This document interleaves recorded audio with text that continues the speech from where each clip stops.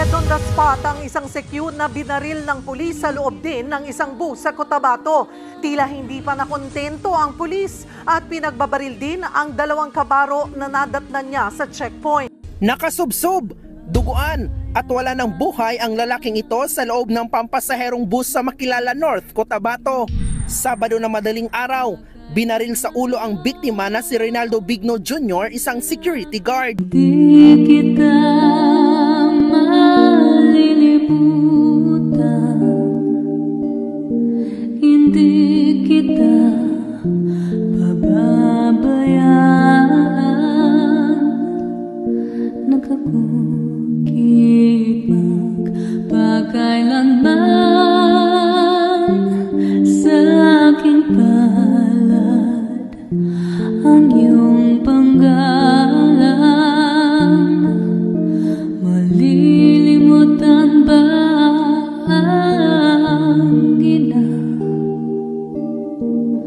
ang anak na galing sa kanya, sangkot sa kanyang sinapupunang pana niya, matatalikan. Ngunit kahit na malilimutan,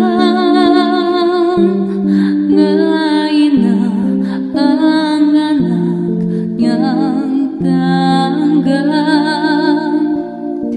Hindi kita malilimutan, kailan may di pababayaan.